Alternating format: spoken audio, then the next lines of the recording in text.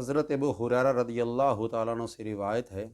حضور علیہ الصلوۃ والسلام نے ارشاد فرمایا، ایک آدمی کا ذکر ارشاد فرماتے ہوئے آقا علیہ الصلوۃ والسلام ارشاد فرماتے ہیں،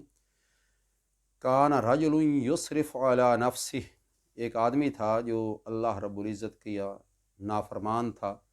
اور غلطیاں کوتاہیاں اس سے ہوتی رہتی تھی، اللہ رب العزت کی حکم عدولی کرتا رہتا تھا وہ، تو پوری زندگی اس کی اسی معاملات میں گزر گئی، اور فلما حضرہ الموت، جب اس کا وقت اخیر آ گیا، کمزور ہو گیا، بیمار ہو گیا، ضعیف ہو گیا، وقت اخیر آ گیا اس کا، تو قول لبنیہ، اس نے اپنے بیٹوں کو طلب کیا، اپنے بیٹوں کو اکٹھا کیا اور ان سے کہنے لگا کہ اے میرے بیٹو، جب میں مر جاؤں، اس دنیا سے چلا جاؤں، میرا وجود بے جان ہو جائے، اذا انا مت فاحرقونی، تو اس کے بعد کیا کرنا، جب میں مر جاؤں تو مجھے اچھی طرح جلا دینا، پھر میرا جب جسم اچھی طرح جل جائے تو جلے ہوئے جسم کی جو راکھ ہوگی اس کو پیس لینا،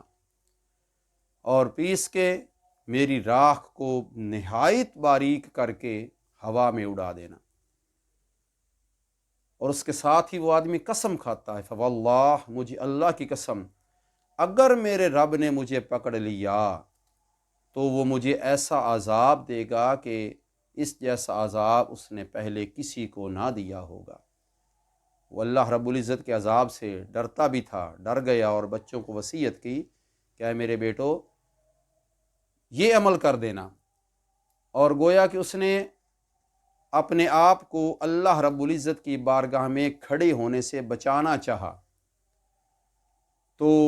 جب وہ فوت ہو گیا تو فعل بہ ذالک، حضور علیہ السلام ارشاد فرماتے ہیں کہ اس کے ساتھ ایسا ہی معاملہ کیا گیا اور جلا دیا اس کو، اس کی راکھ کو اکٹھا کیا، اس کو پیسا، پھر اس کے بعد ہوا میں اڑا دیا، اور جب ہوا اس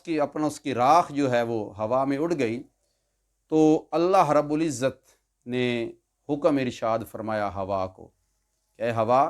جو کچھ تیرے درمیان میں اس کا اڑ رہا ہے اس کو اکٹھا کر دے۔ اللہ رب العزت کی ذات اب ہر چیز پر قادر ہے، ان اللہ علی کل شیء قدیر، تو ہوا نے اس کی ہر چیز کو اکٹھا کر دیا، اکٹھا کرنے کے بعد ذرات جمع کر دیے گئے،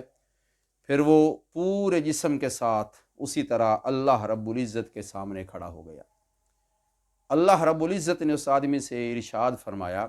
کیا انسان، تو کیا سمجھتا تھا کہ تو میرے سامنے کھڑا نہیں ہو سکتا، یا میں تجھے اپنے سامنے کھڑا کرنے پر قادر نہیں ہوں؟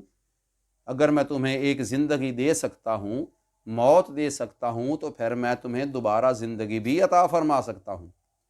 وہ آدمی عرض کر خاموش۔ اللہ رب العزت نے فرمایا کہ تمہیں اس کاروائی پر کس چیز نے آمادہ کیا؟ اس آدمی نے کہا، اے میرے رب، تیری ذات کا جو خوف تھا وہ میرے دل میں آ گیا اور میں ڈر گیا کہ میں اپنے رب کی بارگاہ میں کس طرح اپنے آپ کو پیش کروں گا، یا اللہ میں تیری ذات سے ڈر گیا۔ تو اللہ رب العزت نے ارشاد فرمایا کہ تو میری ذات سے ڈر گیا تو میں نے تجھے معاف فرما دیا۔ تو اللہ رب العزت ہمیں ہر لحظہ ہر گھڑی اپنی ذات سے ڈرتے رہنے کی توفیق عطا فرمائے۔ اس کی ذات سے ڈرنا اور اس کی بارگاہ میں توبہ کرتے رہنا چاہیے اور استغفار کرتے رہنا چاہیے۔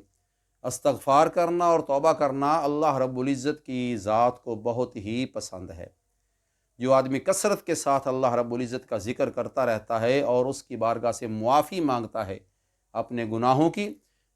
نادم ہوتا ہے، شرمندہ ہوتا ہے، اللہ رب العزت اس کے گناہ معاف فرما دیتا ہے اور اس کی پریشانیوں کو دور فرما دیتا ہے۔